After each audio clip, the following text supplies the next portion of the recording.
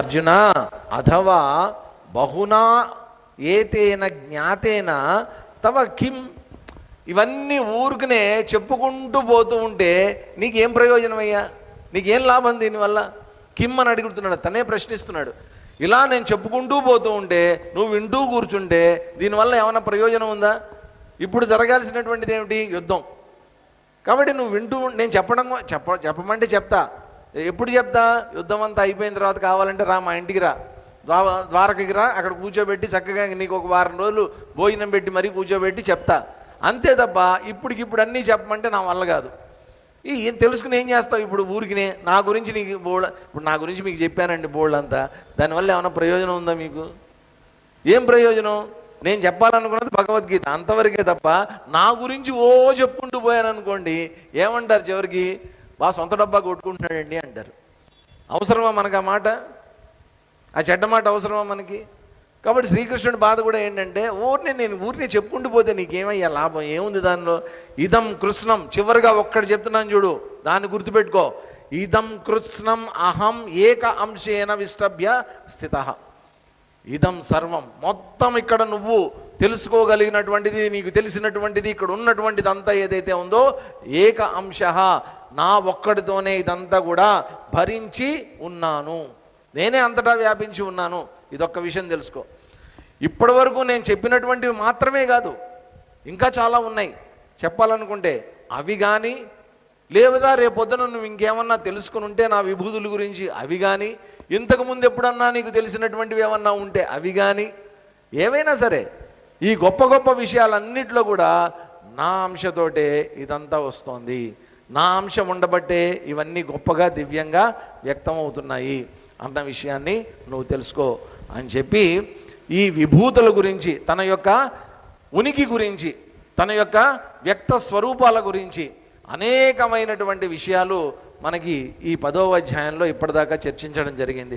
దీంట్లో మనం శ్రీకృష్ణ పరమాత్మ చెప్పినటువంటి ప్రతి అంశము కూడా మనం పురాణాల్లో ఎక్కడో ఒక చోట విన్నటువంటివి, సామాజికంగా ప్రపంచంలో ఎక్కడో ఒక చోట చూసినటువంటివి, మన పంచభూతాలు కానీ, లేకపోతే మనకి తెలిసినటువంటి దేవతా శక్తులు కానివ్వండి, లేదా మన చేత తెలియబడుతూ ఉన్నటువంటి ప్రకృతి శక్తులు ఏవైతే ఉన్నాయో, ప్రకృతి దేవతలు ఎవరైతే ఉన్నారో అవి కానివ్వండి, ఇన్ని రకాలుగా వ్యక్తమవుతున్నటువంటి భగవత్ చైతన్యం ఏదైతే ఉందో దాంట్లో ఆయన యొక్క ఉత్తమమైనటువంటి వ్యక్తీకరణలన్నీ ఏవైతే ఉన్నాయో వాటి గురించి మనకి ఇప్పటిదాకా చెప్పారు.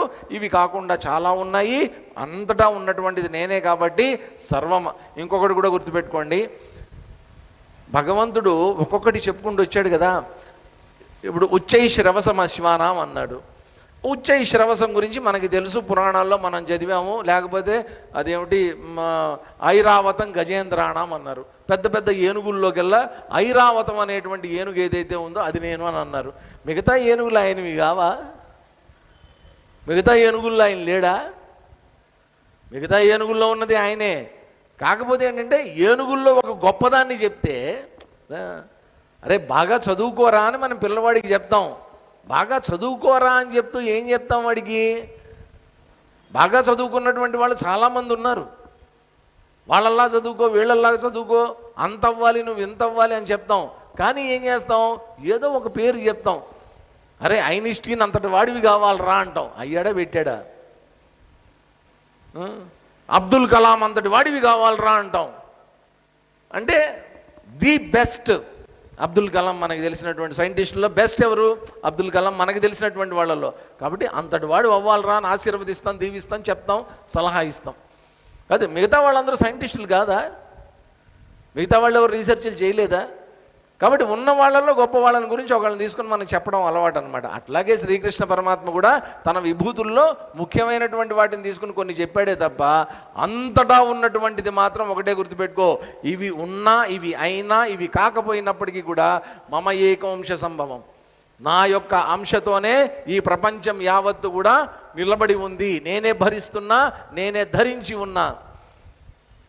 కాబట్టి ఒక్కసారి కళ్ళు మూసుకొని అంతర్ముఖమైతే లోపల కనిపించేటటువంటి వాడు ఎవర్రా అంటే ఆ పరమాత్మ చైతన్యం తప్ప ఇంకొకటి కాదండి అని చెప్తూ నెమ్మదిగా ఈ అధ్యాయాన్ని పూర్తి చేసి తర్వాత అధ్యాయంలోకి ప్రవేశిద్దాం.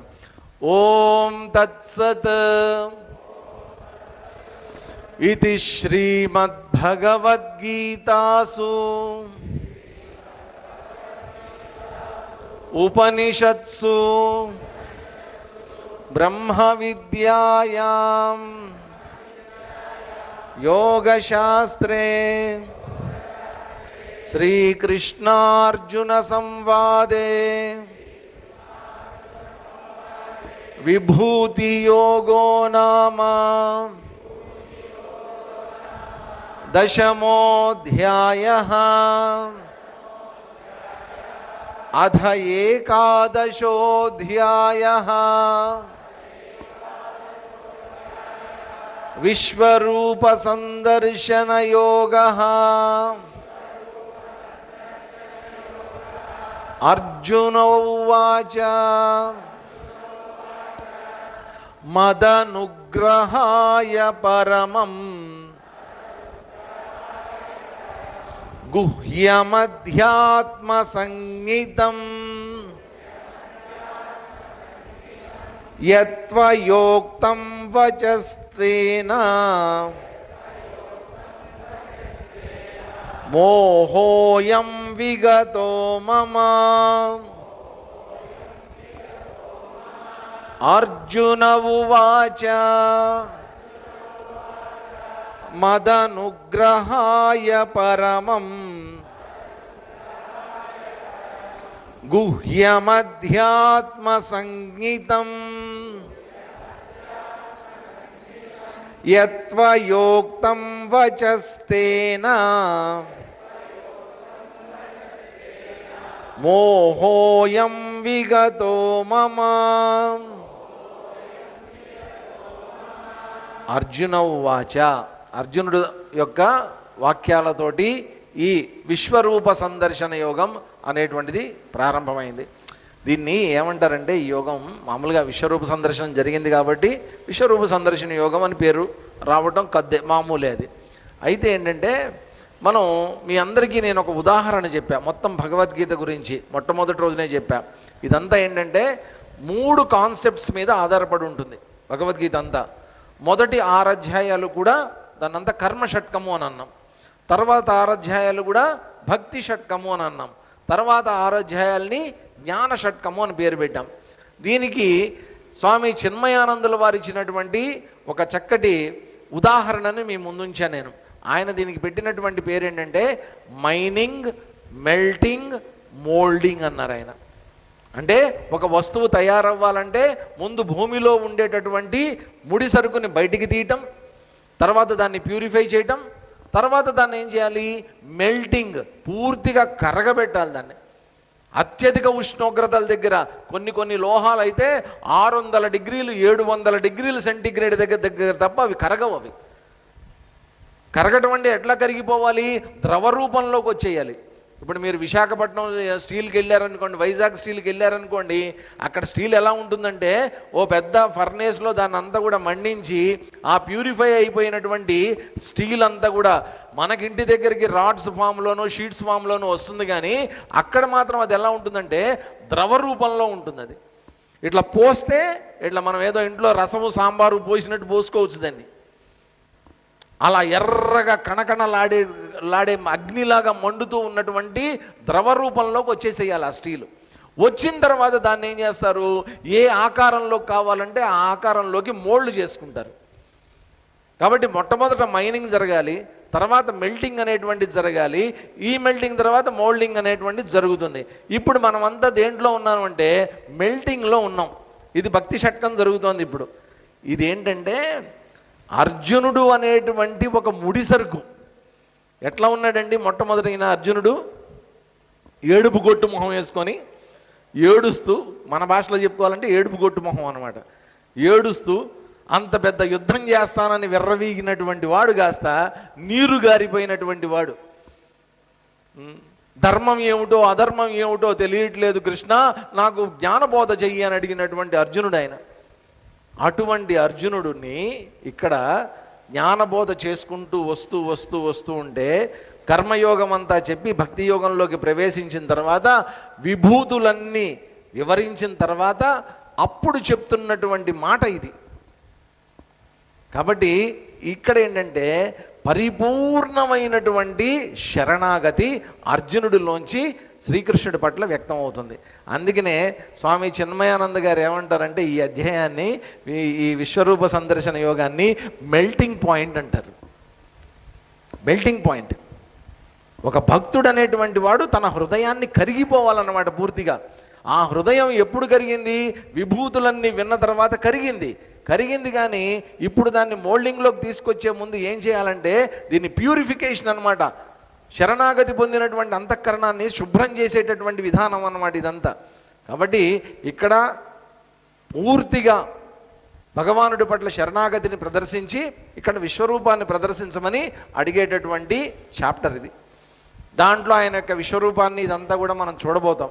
ఇక్కడ మొట్టమొదట అర్జునుడి యొక్క వాక్యం అన్నమాట.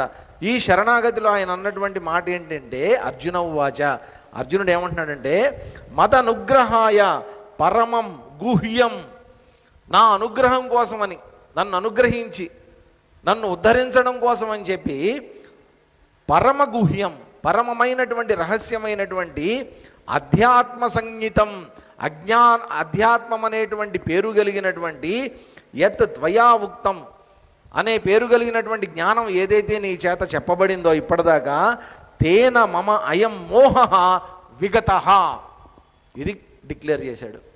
ఏమంటున్నాడు ఈయన? నా మోహం అనేటువంటిది విగత, తొలగిపోయింది. కాబట్టి అర్జునుడు మొట్టమొదటి అధ్యాయంలో బాధపడటానికి కారణం ఏంటండి? మోహంలో ఉన్నాడు ఆయన. మోహం అంటే ఏంటి? ఉన్నది లేనట్టు లేనిది ఉన్నట్టు కనిపించటం. ఈ మోహంలో ఒకసారి పడిపోయినటువంటి వాడి పరిస్థితి ఏంటంటే, ఏదైతే ఉందో అది కనిపించదు. కనిపించకపోతే పర్వాలేదండి, లేనిది కొత్తగా కనిపించడం మొదలు పెడుతుంది. ఏదైతే లేదో అది కొత్తగా కనిపించడం మొదలు పెడుతుంది. ఉన్నది కనిపించకపోతే వచ్చిన నష్టం ఏం లేదు, కానీ లేనిది కనిపించింది అనుకోండి, అప్పుడు ప్రాబ్లం వస్తుంది. కాబట్టి ఇప్పుడు ఏమంటున్నాడు అర్జునుడు? ఇంతకాలం నాలో ఉన్నటువంటి మోహం ఏదైతే ఉందో, ఏ మోహం వల్ల నేను దుఃఖితి ఉన్నయ్యానో, ఏ మోహం వల్ల నేను అజ్ఞానంలోకి జారిపోయానో, ఏ మోహం వల్ల నేను ఇన్ని ప్రశ్నలు అడిగానో, కాబట్టి ఆ మోహం అంతా కూడా విగత పోయింది. ఎందువల్ల పోయింది? దానికి కారణం కూడా చెప్పారు. ఏమంటున్నాడు? మదనుగ్రహాయ, నన్ను అనుగ్రహించి అత్యంత రహస్యమైనటువంటి నిగూఢమైనటువంటి జ్ఞానం ఏదైతే ఉందో నువ్వు నాకు చెప్పావు, ప్రోక్తం, నీ చేత చెప్పబడింది. కాబట్టి ఎప్పుడైనా గుర్తుపెట్టుకోండి, గురువులు అనేటువంటి వాళ్ళు తమ సమయాన్ని కేటాయించి, మహానుభావులైనటువంటి వాళ్ళు, ఆ రోజుల్లో ఋషులు మునులు వీళ్ళందరూ కూడా మహాత్ములైనటువంటి వాళ్ళు, సంతులు సత్పురుషులు వీళ్ళందరూ కూడా లోక కళ్యాణం కోసం అని చెప్పి తమ సమయాన్ని కేటాయించి, తమ ధ్యానాన్ని కేటాయించి, లౌకిక ప్రపంచంతో వాళ్ళకి సంబంధం లేకపోయినా సరే వాళ్ళ దగ్గరికి వచ్చినటువంటి శిష్యుల కోసం అని చెప్పి వాళ్ళు సాక్రిఫైస్ చేసి, త్యాగం చేసి వాళ్ళు ఇచ్చినటువంటి జ్ఞానం ఇదంతా ఎక్కడుంది? ఎక్కడో శాస్త్రాల్లో, భగవద్గీత రూపంలో, ఉపనిషత్తుల రూపంలో, బ్రహ్మసూత్రాల రూపంలో ఏదో రకరకాలుగా ఉన్నటువంటి జ్ఞానం. మనకి సంస్కృతము రాదు, ఏమీ రాదు, ఏ రోజు మనం చదువుకున్నటువంటి వాళ్ళం కాదు. ఆ జ్ఞానం ఉన్నటువంటి వాళ్ళు సంస్కృతం కూడా చదువుకుని దాని అర్థాన్నంతా తెలుసుకున్నటువంటి వాళ్ళు, అంతరార్థాలు తెలుసుకున్నటువంటి వాళ్ళు, వాచ్యార్థాలు లక్ష్యార్థాలు అన్నీ తెలుసుకున్నటువంటి వాళ్ళు తమ జీవితాలని పణంగా పెట్టి ఈ జ్ఞానాన్ని మనకు అందించడానికి ప్రయత్నం చేశారు. కాబట్టి కేవలం ఇక్కడ శ్రీకృష్ణుడే కాదండి, ఎంతోమంది గురువులు, వ్యాసుల వారి దగ్గర నుంచి సదాశివ సమారంభం శంకరాచార్య మధ్యమాం అస్మదాచార్య పర్యంతం ఇప్పటి వరకు కూడా వీళ్ళందరూ ఇంత కష్టపడి బోధ చేస్తున్నటువంటి ఈ జ్ఞానాన్ని మనం వినాల్సినటువంటి పద్ధతి ఏంటండి? వినాల్సినటువంటి పద్ధతి ఏంటి? నేను చూస్తుంటా కొంతమంది ఇళ్లలో పొద్దున్నే ఎక్కడికన్నా వెళ్తామా, పాపం చాగంటి కోటేశ్వరరావు గారు టీవీలో చెప్తూ ఉంటారు, బ్రహ్మాండమైన ఉపన్యాసం అయినా దేవి భాగవతం గురించి చెప్తూ ఉంటే ఈవిడి గారు ఉల్లిపాయలు కోసుకుంటూ చూస్తూ ఉంటుంది. అయ్యగారేమో ఆ పక్క రెండు కాళ్ళు చాపి ఎదురుకుండా టీపాయ్ మీద పెట్టుకుని సిగరెట్ తాగుతూ, భలే చెప్పాడు స్వామి. కర్మ, దౌర్భాగ్యం అంటారు దీన్నే, భావదారిద్ర్యం. మీరు ఇక్కడ కూర్చుని విన్నా, ఎక్కడ కూర్చుని విన్నా, టీవీ ముందు కూర్చుని విన్నా, ఆయన పుస్తకం చదివినా నేను ఒకటేనండి, భక్తిభావంతో వినండి. భక్తిభావంతో చదవండి, భక్తిభావంతో శ్రవణం చేయండి. ఏదో టైంపాస్ కోసమో అవతల వాళ్ళని అప్రిషియేట్ చేయడం కోసమో ఇవి వద్దు. మన ధర్మం సగం ఇందువల్లే డైల్యూట్ అయిపోతూ వస్తుంది. ఇప్పటిదాకా సగం కరిగిపోయింది మన ధర్మం అంతా కూడా కేవలం ఇటువంటి వాటి వల్లే. ఇప్పటికైనా మనం మేల్కొందాం.